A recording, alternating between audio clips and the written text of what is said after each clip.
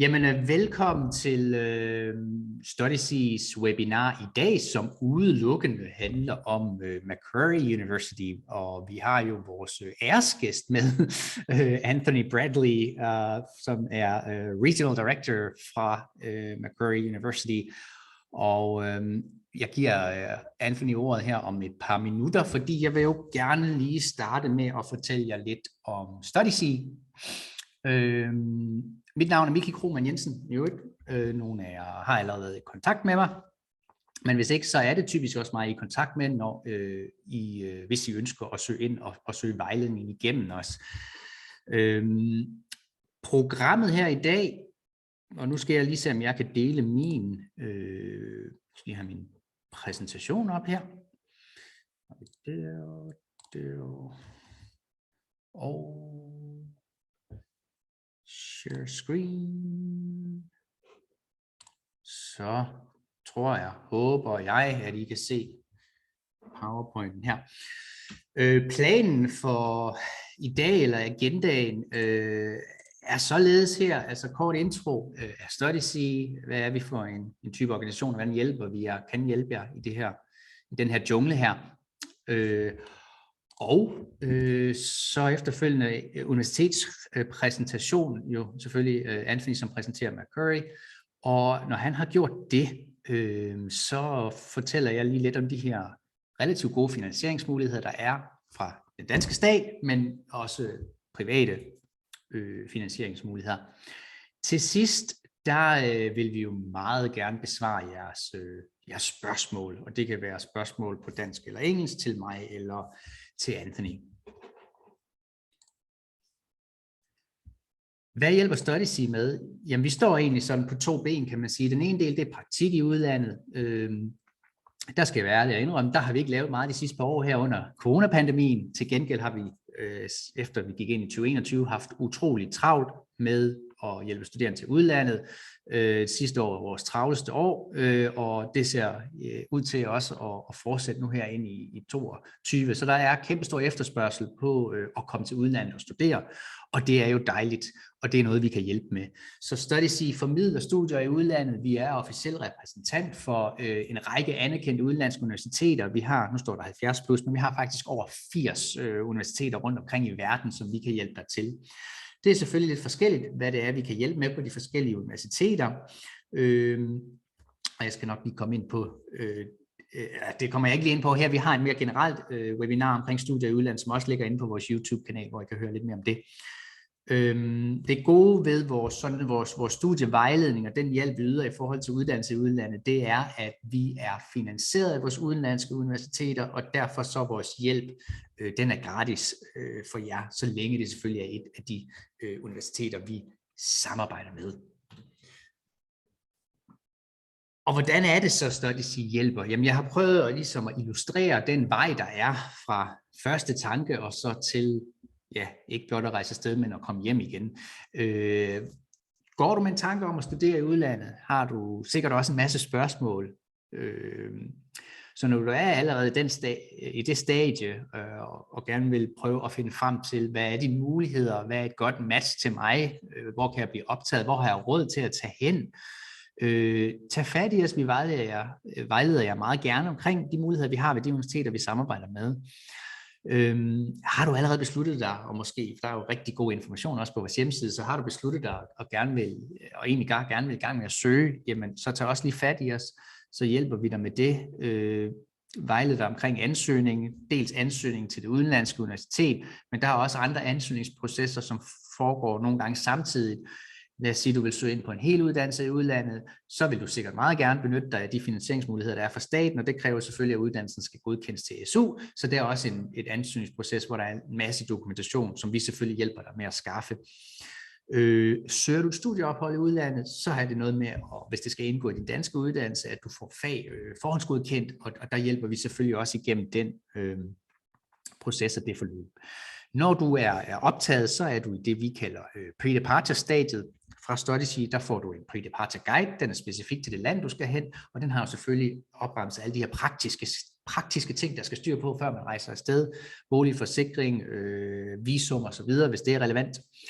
Og du bliver inviteret også til en Facebook-gruppe. Nu er det ikke alle steder, vi har Facebook-grupper, men vores mest populære destinationer, inklusive for eksempel Sydney, der har vi Facebook-grupper, så når du er medlem af den, så kan du connecte med andre, vi sender afsted eller har på destinationen. Og legater er selvfølgelig også en meget vigtig del i forhold til det med finansiering. Eksempel på god legatansøgning sender vi dig også typisk, når det er, at du er optaget på det udenlandske universitet. Under hele det her forløb her, der har du adgang til personlig vejledning fra Studysea, og som nævnt, lige pt. Så er det sådan set mig, der primært er og vil være din vejleder igennem forløbet her.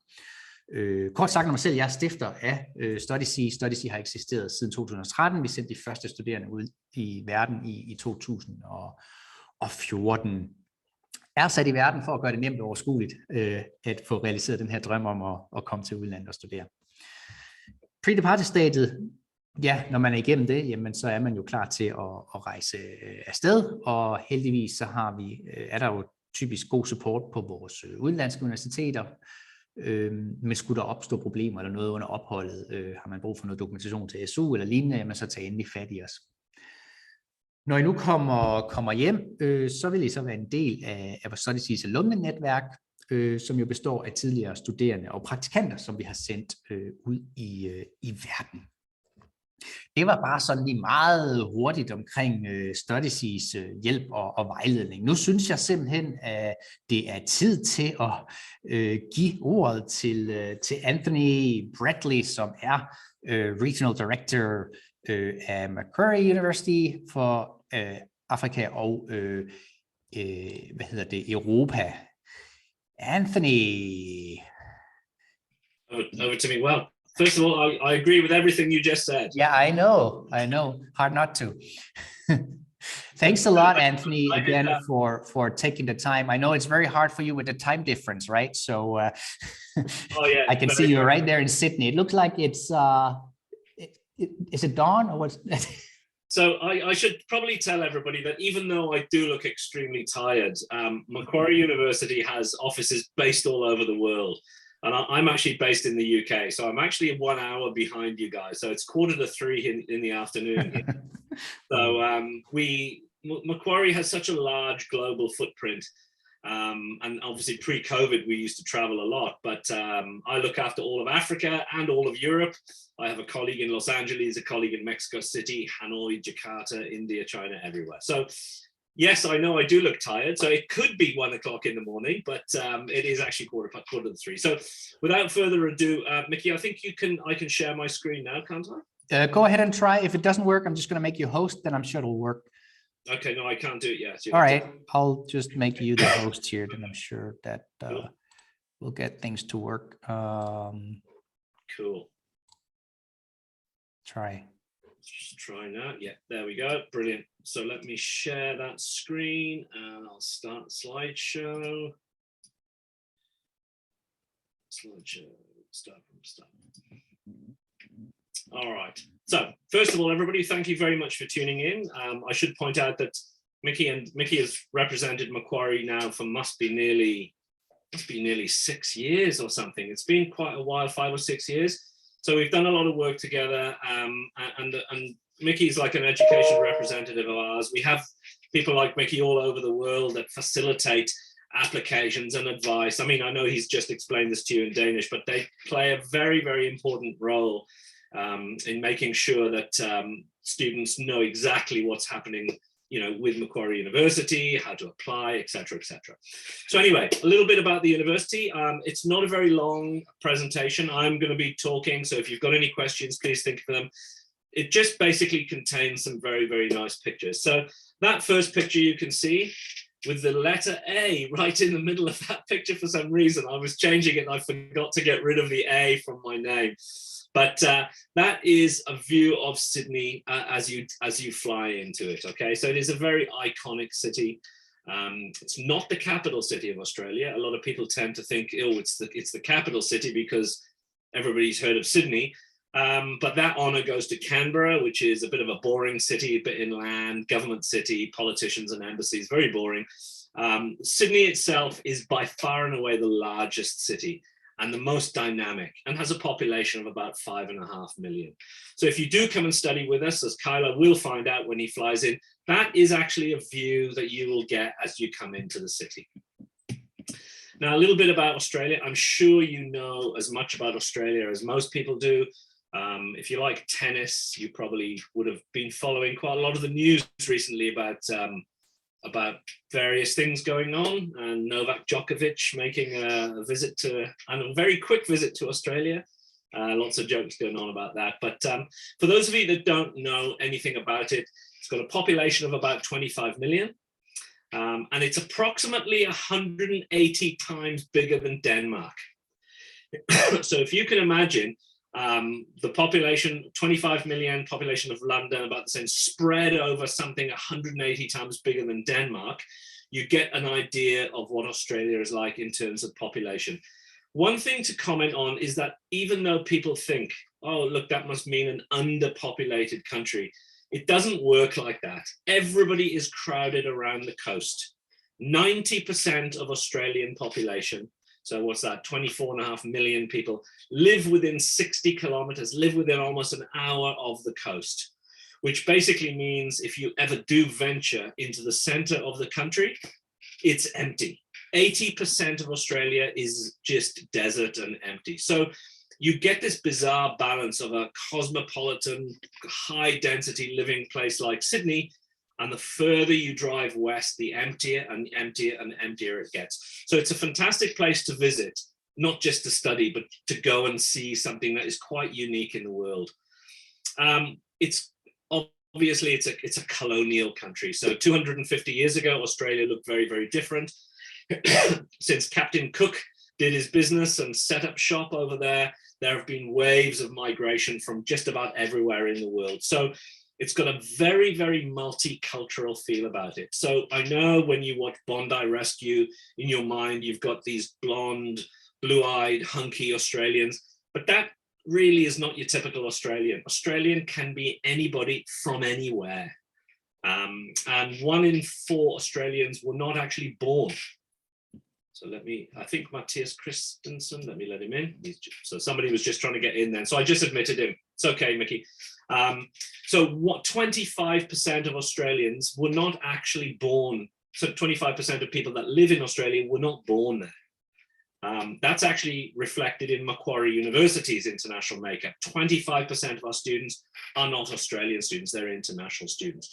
That picture there you can see is the political structure of Australia, okay? It's made up of a combination of states and territories: Western Australia, Northern Territory, South Australia, Queensland, New South Wales, Victoria, Australian Capital Territory, Victoria and Tasmania.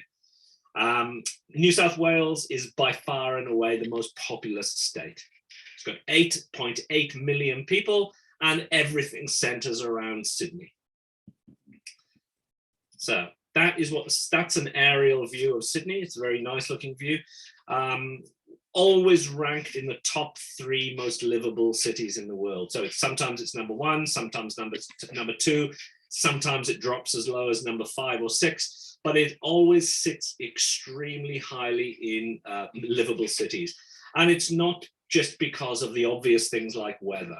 It's to do with employability. It's to do with the size of the middle class. It's to do with low levels of corruption, high levels of employment, low levels of unemployment, low levels of crime, high levels of job opportunities.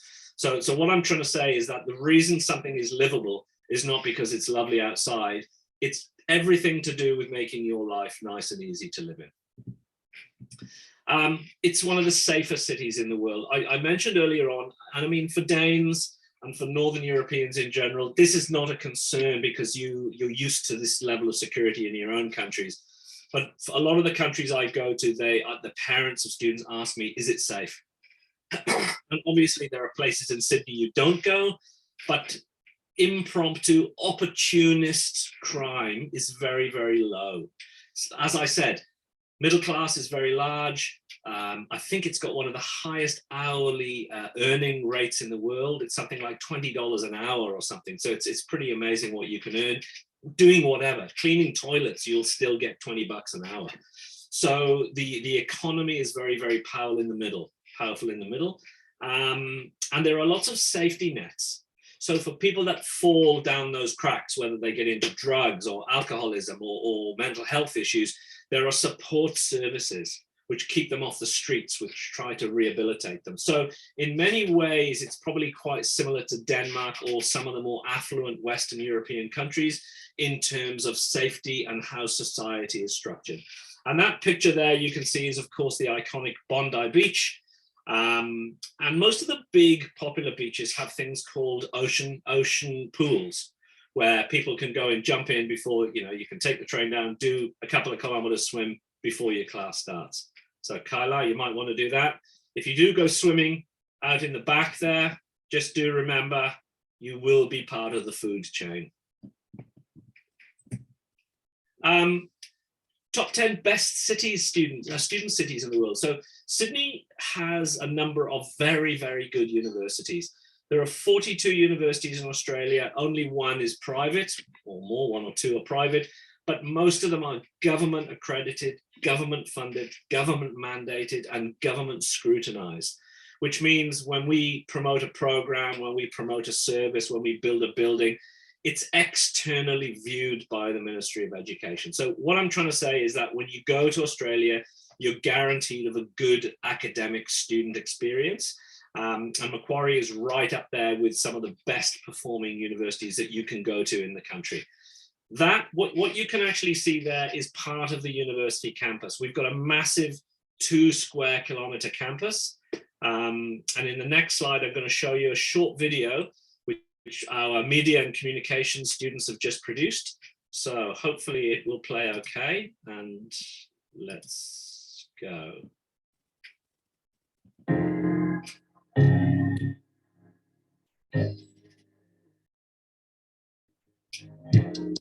Welcome to Macquarie University. Did you know that when the Macquarie campus was established more than 50 years ago, it was done with collaboration at its heart? Our visionary founders chose a bold location away from the city centre, but an area where they predicted Sydney would boom. And they weren't wrong. Our stunning 126-hectare campus is uniquely located in the heart of not only Australia's, but the Southern Hemisphere's largest high-tech precinct. Such a location enables you to connect and collaborate with future employers in some of the country's leading organisations while you're still studying. Through internships and other practical work experiences, as well as through degrees that have been co-designed with industry partners, you'll gain the knowledge and skills you'll need to meet the current and future challenges of your chosen profession. Okay, so it's great that there's an amazing hub of innovation right next door to the campus, but what about the actual campus? Having had more than $1 billion invested in the campus in recent years, Macquarie is home to some of Australia's most exceptional facilities. Our newest building, One Central Courtyard, is where you're going to love spending a lot of your on-campus downtime. Standing atop grassed and paved courtyards, this central hub is home to the iconic U-Bar, as well as 16 food outlets. There's also an awesome terrace that overlooks the lake. Yep, we have a lake. It's also home to our new on-campus student residential accommodation, which features studio, twin and apartment options, communal social areas, and 24/7 on-campus security. If you're in need of some quiet study time, you'll most likely head to the library. Only 10 years old, the library provides access to millions of print and electronic resources. It features group and quiet study areas, computers, printers and copiers, presentation practice pods, and a cafe. If you're into sport and fitness, you're going to love our Sport and Aquatic Centre, which features 2 pools, a gym, courts, and fields. Now, you're probably wondering what specific facilities are available in your area of study. If you're an arts, law, or linguistics student, you're going to seriously enjoy studying in our world-leading spaces. Our new arts precinct features flexible classroom spaces, a language centre, museums, a cafe, atrium, and rooftop garden. Our linguistics department offers one of the best equipped research and clinical environments in the world, and we're home to the Macquarie Social Justice Clinic. If you're studying education, you may have access to training through the Mia Child and Family Study Centre, the Special Education Centre, or the Next Sense Institute. As a business student, you'll have access to our Finance Decision Lab, a collaborative space that facilitates hands-on financial market simulations and workshops. If you're studying engineering, you'll have opportunities to get involved with real projects, like working on a go-kart or the MQ Speed Team's human-powered vehicle. If IT, games design, app development, or cybersecurity are your thing, you'll be kept busy in our industry-leading computing precinct with cybersecurity, networking, and gaming labs. For media buffs, you'll hone your skills in our multi-million-dollar media hub with professional screening, recording, music, radio, and performance studios, and an industry-standard digital newsroom. If you're undertaking a health, medical, or psychology degree, you could be studying alongside experts from MQ Health and Cochlear, or within our simulation hub, anechoic chamber, or even our on-campus hospital, physiotherapy suites, or new clinical education building. As a science student, you can't do much better than studying in some of the best physics, molecular sciences, biology, and environment labs in Asia Pacific. And one last facility that's very important to us is the Walunga Muru Pavilion. Macquarie recognises the custodianship of the land on which our campus is situated. The Wallumattagal clan of the Darug Nation and the Walunga Muru Pavilion is a gathering place for Aboriginal and Torres Strait Islander students, staff, and visitors. So that's our campus. But how do I get from one facility to the next, you ask? That will be down Wally's Walk, named after Macquarie architect planner Dr. Walter Abraham. This central pathway runs the entire length of the university and links all of our amazing facilities. I'm sure you'll agree, our campus is pretty spectacular. We can't wait to see you here sometime soon. To book a campus tour, visit mq.edu.au/campus-tours.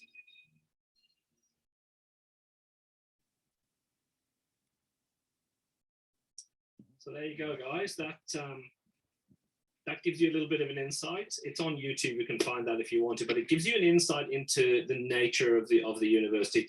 And I think you'll agree that while you guys have probably been to the UK, while Australia is an English language speaking country, it is very different from the UK. You've got wide open spaces.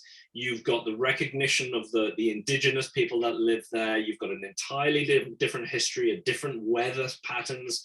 So even though you guys speak English perfectly, when you go there, it's not like the UK. So it's well worth remembering that there will be a cultural aspect which will be completely new to you. And Australian universities put a lot of money into infrastructure development so that it's not a cheap place to study. So as a result, you want return on investment. And so the infrastructure and quality of the actual place that you're studying is absolutely second to none. And I'm very, very well aware that in Europe, a university degree doesn't cost that much money. It's all government funded. The flip side of that is that the infrastructures might not be fantastic, but in Australia, it really, really is. And as that YouTube video said just then, we've spent over $1.5 billion on beefing up our infrastructure. Again, so that's exactly what I just said in that picture. So we've got a brand new accommodation set right in the middle of the university, and we'll touch on that shortly. So in terms of the Macquarie experience, the lectures and the tutorials are now, particularly after 2 years of COVID and everybody being stuck online, we're now starting to teach face-to-face. So our semester one starts in about a week. And so our semester one students are beginning to enroll and arrive and stuff, and they can expect the full actual human contact experience, which everybody's been missing over the last 2 years. In saying that, we do have an online and hybrid version, and some of our programs are delivered fully online, like the Master of Applied Linguistics, for example, which is what I did. We have small tutorials, large lectures, study groups, focus groups. It all depends on how much effort you want to put in. But if you are studying a unit like statistics, for example, you might find yourself in a lecture of 350 people, whereas if you're studying flowchart dynamics, it might be smaller. So it all depends on what unit you are studying. And there's a lot of space dedicated at the university for self-study, lots of little nooks and crannies. hidden around the place where you can just hide in, lock yourself in, get yourself a cup of coffee, flip open your laptop and tune into the Wi-Fi. So it is a proper student immersed experience. Now then, I don't know if you're aware of, are you familiar with the phrase in English, all work and no play makes Jack a dull boy? That basically means that you need to balance your life. Now, I don't need to be telling European students this because most of you know fully well how to balance your study and your leisure plans. Some students do that do not have that level of facility. So it's worth remembering that in Australia, when your pen goes down or the office door shuts, you need to get out and enjoy yourself. So join one of our clubs or associations or societies. During your first week, you will be exposed to orientation week, where you will see all the clubs that we have on campus. Try something new, try something that you've never done. Try skydiving, try open grass hockey, try open water swimming, for example. So what I'm trying to say is that the best way to take advantage of your time in Australia is to meet people, join clubs, involve yourself in society. We've got a one-stop student center, which is where you can get all your administration done. You get your student card, you can open a bank account, you can borrow books from the library, you can buy travel passes, you can go to the pub. In fact, our campus is so big. When we finish this, I'll show you a picture of our campus. Our campus is so big that you can literally live your life without ever having to leave. We've got a hospital, a train station, a whole shopping center with 150 shops. We've got 300 businesses and companies on campus, plus your accommodation, plus your leisure facilities. So it's a one-stop shop, and lots of cultural events happen at Macquarie. Areas of specialization. Now, Mickey tells me that some of you are interested in a semester abroad, some of you are looking at bachelors, some of you are looking at masters. It's a comprehensive university, which means it's easier for me to tell you what we don't have, okay? We don't have veterinary science. So if you want to become a horse doctor, forget it. We don't have pharmacy, dentistry, or nursing. And we do not have chemical engineering. Pretty much everything else we have, that's highlighted here in this screen here. So we've got Macquarie Business School, which covers every aspect of business. And because it's in Sydney, it has to be very, very of high repute. So we are world leaders in things like actuarial science, forensic accountants and governance. Even things like cybersecurity has a business aspect to it. So cybersecurity, governance, and ethics. Faculty of Arts is massive. Literally, media communications, journalism, law, criminology, counterterrorism, policing, you name it. If it's related to law, we offer it. Science and engineering, again, self-explanatory. Everything except chemical engineering. And Faculty of Health, Humans and Medical Science, again, a very large faculty. Our Vice Chancellor is a doctor. So when he came on board, he wanted to make our health faculty some of the largest and most well-appointed in the whole country. Okay, next slide. This is for students that, excuse me, are looking for a higher profile. Okay, this is not a scholarship. It's not a. It doesn't cost anything. But what it does is it raises your profile. So if you're looking to engage more than your average student, you can actually join the Global Leadership Program, and you'll get involved in things like domestic symposiums. You might be asked to go to a local high school to talk about being an international student. So what it does, it just raises your profile. It puts you on a pedestal. And you do get a certificate at the end, which sits very, very well on your CV to show that you're an engaging person. As I mentioned before, accommodation.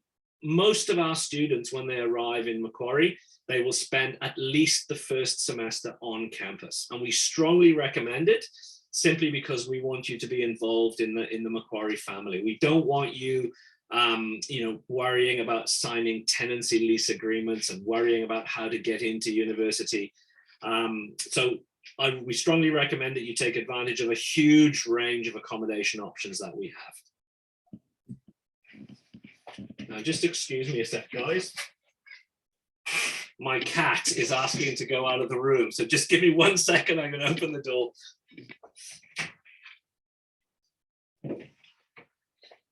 There we go. There we go. That was a small insight into my domestic life there.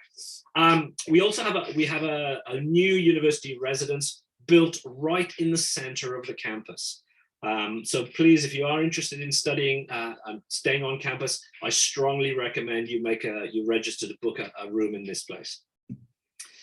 Now, cost of living. Mickey can probably talk to you more about this, but on average, you're looking at about 33,000 Danish kroner a semester, about 5,000 American, 7,000 Australian. It depends on your lifestyle. I mean, if you're frugal, if you grow your own vegetables and drink water, you can get away with less. And if you drink beer and eat McDonald's every day, you're going to need more. So it simply boils down to your lifestyle. But a budget of 33,000 Danish kroner a semester is probably a good benchmark. You can work. So Australia has a number of government policies that make life nice for international students. You can work while you're studying. On an international student visa, there is a work permit embedded. And up until very recently, that was limited at 40 hours per 2 weeks. But because of COVID, because of Australia needing more workers, that is now open-ended, full-time. You can be a full-time worker. For good or for bad, there's two sides to the coin. We want you to focus on your studies, but can take advantage of work. Obviously, in Denmark, you do have access to government scholarships and government loans. Mickey knows a lot more about that than I do, and he can talk about it. But you're more than welcome to use those while you're studying with us. And of course, plenty of travel opportunities during the holidays. The two academic dates that you need to be aware of: session 1 is February to June. Session 2 is July to November. Most of our programs have starting points in both of those. So if you can't make it for February, you can start in winter in July. So you go July, August, September, October, November, stay there for the summer holidays. Yes, it's upside down. So it's January, Christmas Day on the beach. And then you come into the winter then for semester 1. Final thing is, this is for students who are doing full degrees. This is not for study a semester abroad. So for those of you guys wanting to do a bachelor's degree or a master's degree, if you are a holder of a European passport, and I don't mean EU, I mean actually the European Economic Area, we will guarantee you a $10,000 discount per year of study. Okay, so on average, our programs are about 39 grand a year. So for Europeans, that becomes $29,000 per year, which is the most economical course you will find at a good university in Sydney, if not the whole of Australia. So it's a very generous funding mechanism that we have. And that's simply because we recognize the value of having European students come and study with us. Right, questions. I'm going to stop sharing. And Mickey, did I cover everything about that? Is that, I mean, that's quite yeah, no, I was just confused about the scholarship. It's 10,000 Australian dollars per year. Correct. I don't know why. It was saying $39,000 is the average, but then after scholarship it's 34,000. It becomes 29. Did it say 34? It said 39 and then it said 34. Yeah. Yeah. Sorry. That's okay. Good. My mistake. So it's 5,000 per semester. So yeah. So that's my mistake. I'll change that up. Sure. No problem. All right. Yeah. No. If you don't mind, Anthony, we do the questions just a few minutes. I just want to kind of share the financing options with the students, and then if they have any questions, then we'll go from there. But thank you very much until now for the presentation. It was very, very good. Obviously, our students that we've sent so far have been very pleased with their studies at Macquarie, and so that's important to us as well. That we know that students are happy. Scholarships, excellent. I mean, really, that's a great deal, and it means a lot to our students. Yeah, I should also point out that we like all good universities, we've actually got what's called a campus wellbeing center. So look, even all of you guys, you speak wonderful English, you're probably widely traveled, but when you get over there, it's a long way from Denmark. You might find you're suffering culture shock, you might get a bit of news, your grandmother's ill or something, whatever. So we do have like a student well-being center, which will help you if you're having cultural issues, mental health issues, physical health issues, financial health issues. And so we have a dedicated group of like school psychologists, university psychologists that will actually help you. Cool. All right. Thanks a lot, Anthony. Switching over to Danish again, try to share my screen. Hopefully you guys can see it. Finansieringsmuligheder, det tænker jeg lige hurtigt at gå igennem. Vi er jo heldige herhjemme, det koster ikke noget at studere. Når vi skal til udlandet, så er der i de fleste lande en studieafgift. Men der er altså mulighed for at få lidt penge med fra den danske stat. Og en af de her fantastiske ordninger, der er, det er udlandsstipendieordningen, som har eksisteret siden 2008. I essensen, der er det jo taxametertilskud, du har mulighed for at tage dig med til udlandet for at finansiere din uddannelse. Det vil sige det, som et dansk uddannelsesinstitution modtager i staten, det kan du tage med til at finansiere studieafgiften i udlandet. Du kan få de her penge med i op til 2 år, og du kan få det med til hel uddannelse på kandidatniveau, eller til et meritgivende studieophold, som led i en dansk videregående uddannelse. Det vil altså sige, at du ikke kan få det med for eksempel til en hel uddannelse på bachelorniveau desværre. Det vil også sige, at der er 2 års maks, så det vil sige, hvis for eksempel du tager et semester på bacheloren med udlandsstipendium, så har du 3 semester tilbage, hvis du senere for eksempel vælger at tage en hel masteruddannelse i udlandet. Det er ikke i sig selv et problem, fordi at der mange steder, inklusive Macquarie, kan tages en masteruddannelse på under 2 år, for eksempel 1 år eller 1,5 år. Alt afhængig af uddannelsen og også din baggrund, før du søger ind på masteruddannelsen. Satserne, altså hvor mange penge får jeg med i udlandsstipendium fra staten. Her er de opdaterede satser for 2022. Det her, det er satserne for udlandsstipendium til studieophold. Hvis du går på universitetet og læser en universitetsuddannelse, så ligger mindstesatsen på 22.150 kroner for et semester af 30 ECTS. De fleste samfundsvidenskabelige, humanistiske uddannelser, erhvervsøkonomi og så videre ligger på den lave sats. Jura også på den lave sats. Så der er det de her 22.150 kroner, man får med. Det betyder jo, at der typisk er en egen finansiering, altså studieafgiften er højere end det, man nu får med i udlandsstipendium, så man kommer til at have en egen betaling. Heldigvis, som I kan se i bunden af slidet her, så er der noget, der hedder udlandsstudielån. Meningen med udlandsstudielån, det er, at det skal hjælpe jer, hvis det nu er, at udlandsstipendiumsatsen er lavere end det, som studieafgiften er, altså en tuition fee er, så kan man låne det resterende fra staten. Der er selvfølgelig et maksbeløb på, PT ligger den på omkring 111.000 kroner. Det skal siges, at hvis du kun har behov for, hvis forskellen kun er 20.000 kroner, så er det det, du kan låne. Og igen står du i en situation, hvor du får en meget høj sats for udlandsstipendium, som er højere end hvad studieafgiften er, så er det ikke sådan, du kan tage overskud i lommen. Det vil maks få det med i udlandsstipendium, som det nu koster at læse på det udenlandske universitet. Den høje sats for, det er en fejl, det har jeg ikke fået rettet nu, beklager, det passer ikke. 68.000 er den høje sats for professionsbacheloruddannelser, for universitetsuddannelse, der mener, den ligger på omkring 46.000 kroner for et semester, og det er jo typisk de tekniske uddannelser, IT-uddannelser, naturvidenskab, ingeniøruddannelser, der ligger der. Der er noget naturvidenskab, som ligger lidt under, og der er også andre typer uddannelser, for eksempel kommunikation, de ligger også typisk på nogle af 30.000 kroner per semester. Når det så er sagt, går du på en dyr uddannelse, hvor satsen er høj, så er det ikke altid, du får det høje beløb med, fordi lad os nu sige, du er ingeniørstuderende, så har du måske også mulighed for at tage nogle businessfag. Hvis du tager businessfag, når du er afsted, så er der en stor risiko for, at du får den lave sats med i udlandsstipendium. Så det er også værd at tænke på, når man vælger fag, så prøv at vælge de lidt mere tekniske fag, hvis du har mulighed for det, og du er kvalificeret til den højere sats for udlandsstipendium, fordi så får du formentlig flere penge med i udlandsstipendium. Godt. Vi har sat sådan her også både for professionsbacheloruddannelser, erhvervsakademiuddannelser, også med skibsfører, maskinmesteruddannelser, som også er ganske attraktive beløb, man kan få med der. Det er den danske uddannelsesinstitution, som afgør, hvor meget man får med. Udeboende SU kan du selvfølgelig også få med dig til udlandet, og SU-lån også, som jo er ment til at skulle hjælpe lidt med leveomkostninger.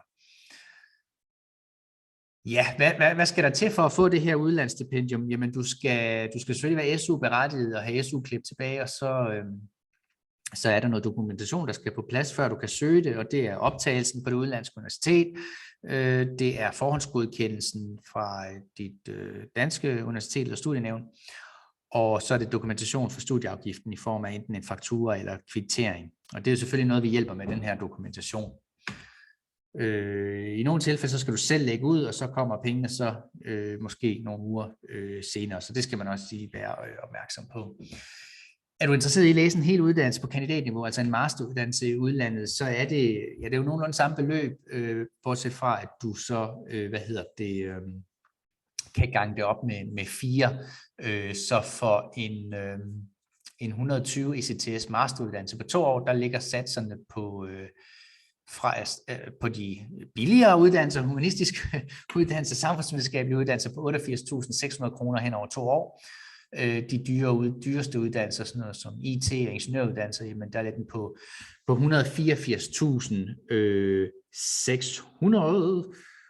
og dividerer med det med 4, så har jeg også den der semestersats, altså 46.150 kroner, som så er den høje sats for et semesters ophold på en universitetsuddannelse. Det kan godt virke lidt kringlet det her og så videre. Har I et spørgsmål, så tag endelig fat i mig, ellers skal jeg prøve at besvare spørgsmålene her efterfølgende. Yes, ja, udenlandsstudielån og så videre er også muligt til helt kandidatuddannelse i udlandet. Øvrige finansieringsmuligheder, jamen der er jo legater, og der vil jeg bare sige, brug tid på legatsøgning, fordi der er ofte rigtig meget at hente her. Modsat udlandsstipendier, så er det lidt mere svært ligesom at budgettere med legater, fordi at selvom de fleste af dem, vi sender afsted, de får legater, så er det lidt svært sådan at vide, hvor meget ender man egentlig med at få, hvornår får man uddelt de her legater og så videre. Men det er helt klart værd at søge. Scholarships, når jeg skriver scholarships, så refererer jeg til de stipendier, der kommer fra de udenlandske universiteter. På Macquarie var det de her $10.000 scholarship per år, som virkelig er attraktivt. Så scholarships skal ofte en form for rabat på studieafgiften, som du kan få. Nogle gange kan scholarships være baseret på, at du skal have en vis karakter, eller det kan være, at du skal have et vis økonomisk behov, og andre gange så kommer de bare automatisk, ligesom mere eller mindre i tilfældet med Macquarie, der er den sådan regionalt baseret. Der skal du bare være EU-borger, eller ikke EU-borger, men europæisk borger for at få det her scholarship. Arbejde under dine studier. Som nævnt er der en midlertidig ændring i Australien, der betyder, at du må arbejde fuldtid, men ellers så plejer det før corona at være sådan, at det var op til 20 timer om ugen, eller 40 timer per 14. dag, man måtte arbejde ved siden af sine studier. Og ganske fint, det er en af de attraktive dele ved Australien, der er faktisk ganske fin løn også for studiejobs, altså om du så er tjener, eller hvad du laver ved siden af, så er det meget fornuftigt penge, man kan få lidt ind ved siden af. Banklån, kassekredit, personlig opsparing, forældre er også en ganske fremragende måde at finansiere på. Jeg tænker, at vi lige så stille vil åbne op for spørgsmål, og I skal være velkommen til at taste spørgsmål ind i chatten der. Hvis I gerne vil stille spørgsmål over mikrofonen, så er det også muligt. Det her webinar bliver optaget, og vi sender en optagelse ud til jer efterfølgende, men selve optagelsen stopper nu her før Q&A-sessionen, så på den måde skal I ikke være bange for at stille spørgsmål. Fordelene med Studysea, her er nogle af dem. Personlig vejledning, gratis hjælp, og 98% af vores ansøgere optages. Vi har typisk ikke nogen pladsbegrænsninger. Du kan søge med kort varsel, det vil sige den frist, der nu er på det udenlandske universitet. Gratis verificering af eksamenspapirer. vil du gerne afsted i en gruppe. Det her det er specifikt, eller især vigtigt for eksempel for jer, der gerne vil ud på et studieophold som led i jeres uddannelse, altså modsat udveksling, så har vi ikke begrænsning på studiepladser, så hvis du er afsted med en kæreste eller ven eller flere, så er det typisk muligt, så længe du selvfølgelig opfylder adgangskriterierne. Tips til legatsøgning, eksempel på den gode legatansøgning, Facebook-grupper, som jeg også nævnte, alumni-netværket, ja, simpelthen muligheden for at komme til et rigtig godt universitet, som for eksempel Macquarie University. Omkring økonomien, der kan vi være med til at give et overblik over det, og vi har også budgetskabeloner, vi kan dele med jer, som I også blandt andet kan bruge til legatansøgninger. Undtagelser i optagelseskriterier, som eksempel, jamen, så vil I ofte kunne undlade at tage en engelsk sprogtest, hvis I har en vis karakter i engelsk, for eksempel fra gymnasiet. Når vi nu er færdige her, og hvis I ikke får svar på jeres spørgsmål, så er der en mulighed for at booke et vejledningsmøde med mig, og det kan foregå på Zoom, over telefon, eller sågar i person her på vores kontor her i Odense. Og ellers spørgsmålet er selvfølgelig også velkommen til at ringe ind med, eller e-mail til miki@studysea.dk.